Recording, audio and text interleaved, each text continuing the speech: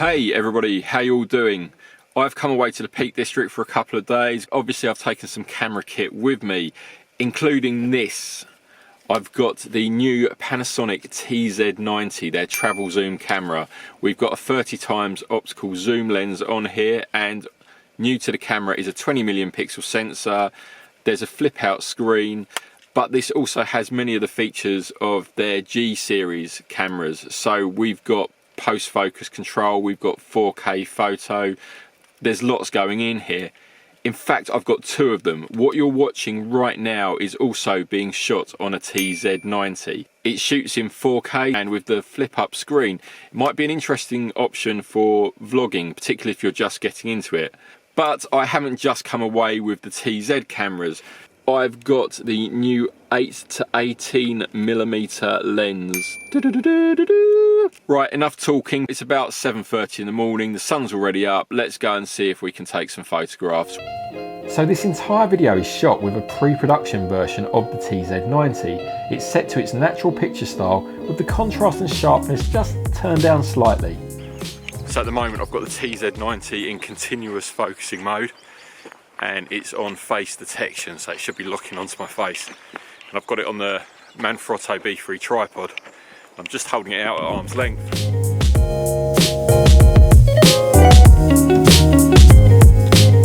It's really rocky up here. There's loads of craggy pathways and rocks and boulders all over the place. And then you've got these silver birch trees jutting out of the ground. The light's getting higher in the sky now, and I'm kind of losing that nice side lighting. So I'm thinking I'm just going to switch to monochrome, hit the contrast up really high, try and get just some nice high contrast monochrome images from it. The TZ90 can capture RAW and JPEG images, so I've got the black and white JPEGs here, but I can also edit the RAW images when Lightroom and Camera Raw are next updated.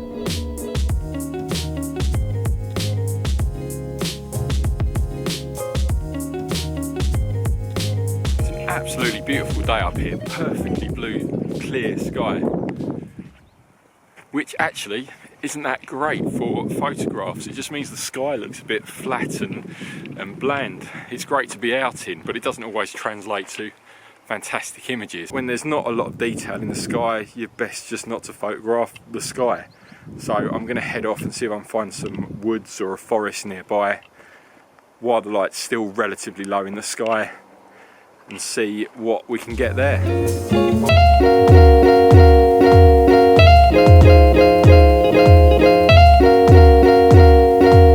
So I was just heading back to the car, and right as I approached the car park, I've just noticed a small herd of cattle, and the light's really nice.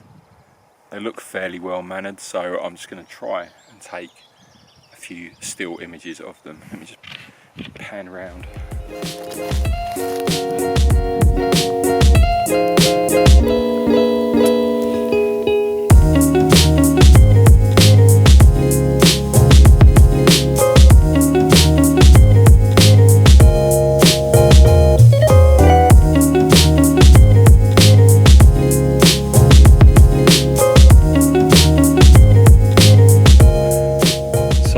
Really unexpected. I ended up getting around 2 meters away, probably maybe 3 from the bull, but I got a really nice shot with the 8 to 18 millimeter at 18 millimeters. It was completely unexpected. Usually you see cattle in fields, obviously, so to see them in a slightly wooded area, it was just something a little bit different, and I'm quite happy with how the pictures turned out. That's what I love about photography. For me, it's exploring. I was heading back to the car, I was about to head somewhere else. I spotted another scene to take some photographs of, and all of a sudden I'm there for another half an hour or so taking pictures. It's great when stuff like that happens. So the sun's coming up just over the hill opposite, and I'm just trying to get quickly into a position to photograph this ridge of rocks along the side here. It's just being lit up behind me by the sun coming up. So let's just see, quickly get a couple of shots here. Okay, I'm not sure about this shot. I think it could look all right.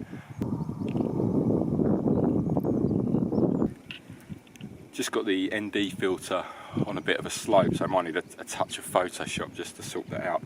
It's looking like quite a nice shot.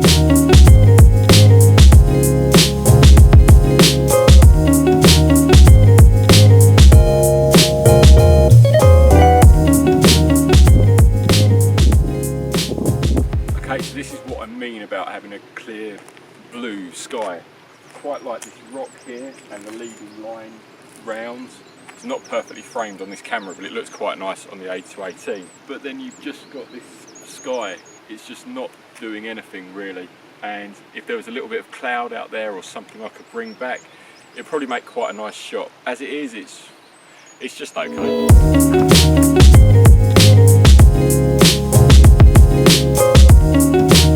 a couple of things I've noticed about the TZ90 so far. When you're shooting video, the focal length of the lens is 30mm equivalent when you're in 1080, but it's actually 35 when you're in 4K, so it's not as wide as it is when you're shooting stills, so you need to bear that into consideration. A couple of times I've set up video shots and then I've had to actually take a few steps back once I put the camera into its video mode. Obviously it's a compact camera sensor, so it's going to be very small. The advantages of that are you get a huge focal length lens. When you're shooting video, it's over 1000mm equivalent, but what that does mean is the dynamic range of the camera isn't fantastic. Obviously, you know, we expect that from a compact camera sensor, so you do have to watch out for highlights, clipping. I think they're all right there actually, but they're just starting to turn a little bit, so you've got to make sure you get your exposures sort of spot on. But so far I'm liking the fact I've got a small compact camera. I can shoot 4K, and for stills and for video I've got a huge focal length zoom lens. Okay, so here's some footage I shot later in the day showing exactly what a 35 to 1050mm equivalent zoom looks like. As you can see, it's a huge range. I should add that this footage is shot handheld. Oh, as is this footage of the moon at 1050mm equivalent focal length. That's about it for this location. The sun's quite high in the sky now and it's getting a lot brighter. A bit like yesterday, completely clear blue skies again. So it's going to be the hottest day of the year apparently, but there's not a lot going on in the sky, and because of that I can't really get a lot more out of this location.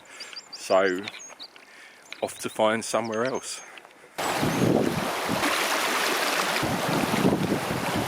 Something else I'm just testing out are these Manfrotto zoom filter adapters. So I've got a little magnetic ring I've attached to my filter.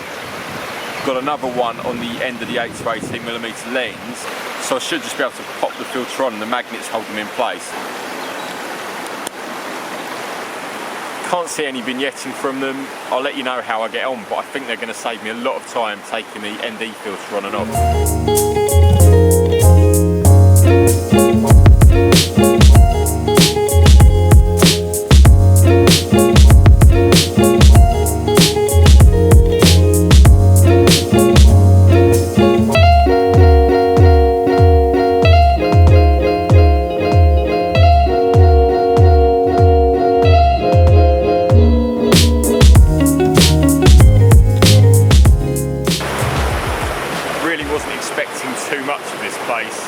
When I arrived, but it's just cascade after cascade, just going through this kind of valley gorge and getting some really nice long exposure shots with the 8 to 18mm lens.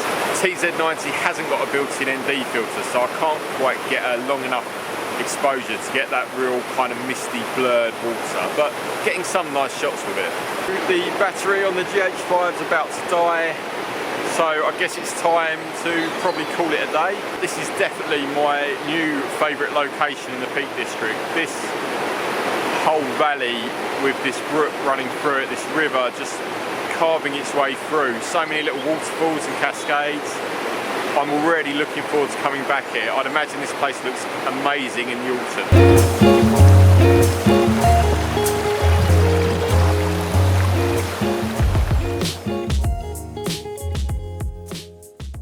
So I'm obviously back now from my few days shooting with the TZ90. This isn't a complete comprehensive review of the camera. I'm just going to concentrate on its vlogging and its video features. Just to add again, I was shooting with a pre-production version of the TZ90, so it's quite possible that the image quality, the stabilization and the AF may be tweaked a little more and refined before the final version is released to the public. Also, I'm still recording using the TZ90. What you're seeing right now is actually on the TZ90, recording in 1080 rather than 4K this time, and I'm recording the audio externally using this lav mic here. So the plus points. The fact we've now got this flip up screen is great. It means you can see yourself, and because it's just above the lens, if you do look into the screen rather than the camera, it's actually not that noticeable. 30 times zoom range is absolutely fantastic. And then of course there's the image stabilization. It works really well when you're shooting wide. You can hold the camera really steady. When you really zoom in, it does have that tendency to do that kind of electronic float around and suddenly move. However, it's a lot better than having really stuttery, shaky footage. It certainly creates usable footage, and for stills, it's actually really great. So a few negative points. Obviously, there's no microphone socket or headphone socket. You wouldn't expect there to be in a compact camera like this, but for some vloggers, it may make a difference.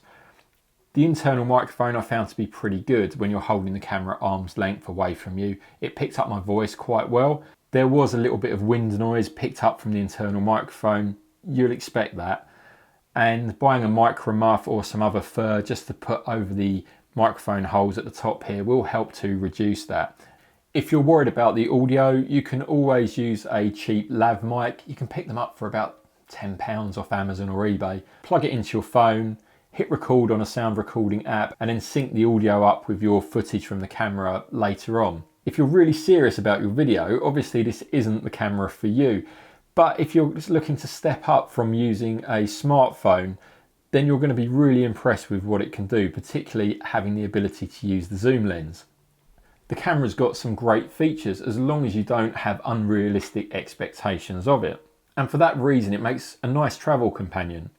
I think the thing that I liked most was having something so small with a really powerful zoom that enabled me to mix up the type of shots that I was taking. Hopefully going to be doing some more of the TZ90 in the coming months, so make sure you hit subscribe to see what we get up to.